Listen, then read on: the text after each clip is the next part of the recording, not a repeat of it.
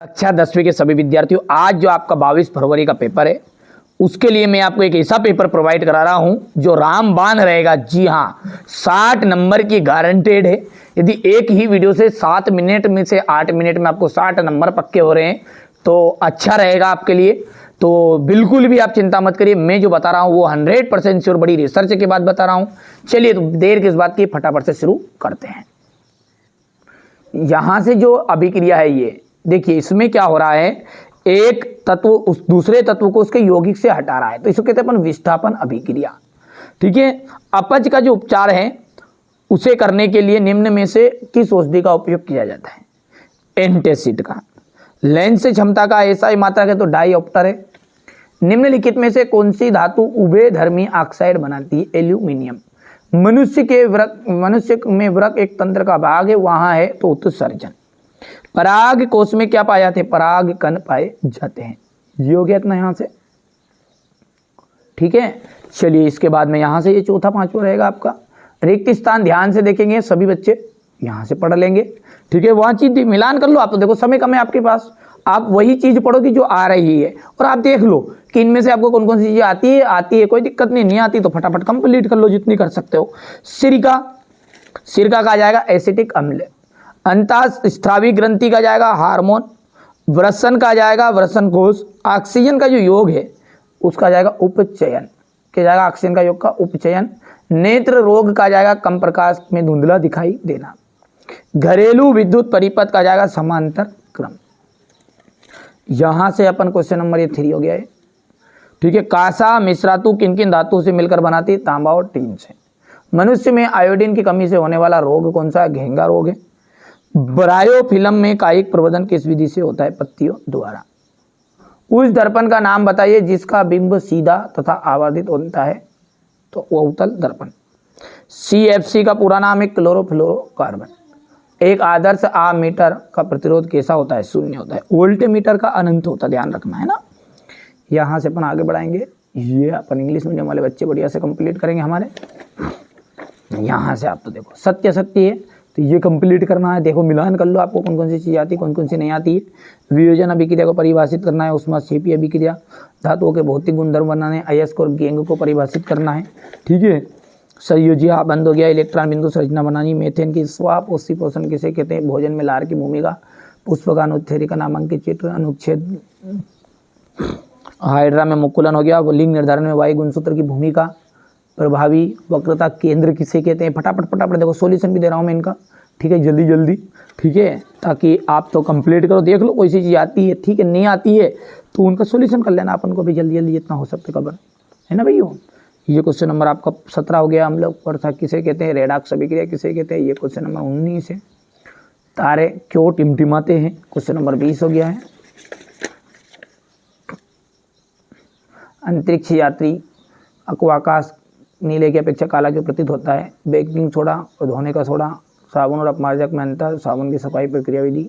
रक्त और लसिका और मानव हृदय का नामांकित चित्र। तो ये तो अपना हो गया पेपर पूरा, प्रश्न पत्र। ठीक है, चलिए अब इसका सॉल्यूशन भी हम अच्छे से देखते हैं। तो यहाँ से देखिए कि वियोजन अभिक्रिया किसे कहते हैं, फटाफट देख लीजिए। ठीक है, इसके बाद में ऊष्माक्षेपी अभिक्रिया को उदाहरण से समझाना है। ये हो गया है। ठीक है, धातुओं के भौतिक गुणधर्म हो गए, यहाँ से देख सकते हैं आप। ठीक है भैया, इसके बाद में अयस्क और गेंग को परिभाषित करना है। सहसंयोजी आबंध किसे कहते हैं?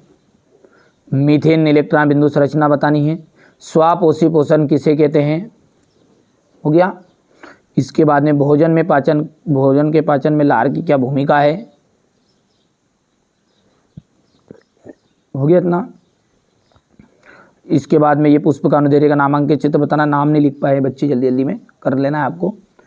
ये हाइड्रा में मुकुलन किस प्रकार का होता है?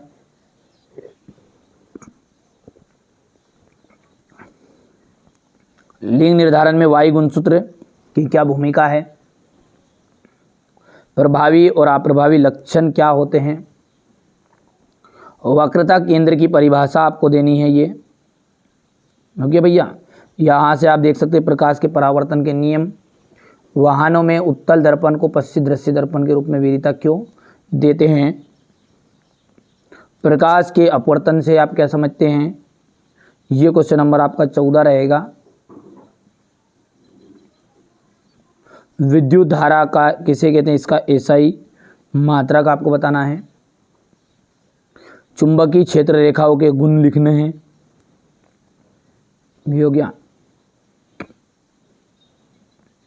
चुंबक के निकट लाने पर दिक्सूचक की सुई विक्षेपित क्यों हो जाती है। दक्षिण हस्त अंगुष्ठ का नियम क्या है। यहां से देखिए चुंबक के चारों ओर चुंबकीय क्षेत्र रेखाएं खींचिए। अम्ल वर्षा किसे कहते हैं। जैव निम्नीकरणीय और अजैव निम्नीकरणीय पदार्थों में अंतर बताइएगा। ये जैव निम्नीकरणीय हो गया या जैव, यहाँ तक हो गया। रेडॉक्स अभिक्रिया किसे कहते हैं, एक उदाहरण देना है आपको। इसके बाद में निम्न पदों का वर्णन करना है, प्रत्येक का एक एक उदाहरण देना है। संचारण हो गया, ये विकृत गंधिता हो गया है। तंत्रिका कोशिका न्यूरॉन का नामांकित चित्र बताना आपको, ये हो गया। मानव मस्तिष्क के कार्य लिखने हैं।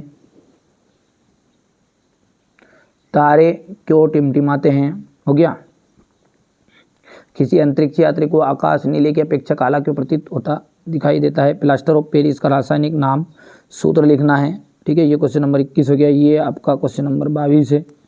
बेकिंग सोडा और उसके दो उपयोग धोने के सोडे के, हो गया भैया। इसके बाद में आ जाएगा साबुन और अपमार्जक में अंतर, हो गया इतना। साबुन की सफाई प्रक्रिया विधि, ये हो गया। रक्त और लसिका में अंतर बताना आपको, ये हो गया। और इसके बाद में ये आपका हृदय का नामांकित चित्र, ठीक है भैया। तो ये मैंने आपको ना पूरी चीज़ें बता दी है जो पेपर में 100% आने के चांस है। ये कोई रियल नहीं है, मतलब मेरे द्वारा बड़े सिलेक्टेड क्वेश्चन बताए हैं। मैंने आपको 4 पेपर प्रोवाइड कराए हैं, set A B C D, बस 4 कर लो, उसमें काम खत्म हो जाएगा। एक लॉन्ग वीडियो, उसमें सारी चीज़ें ऐड है, देख सकते हैं जाकर।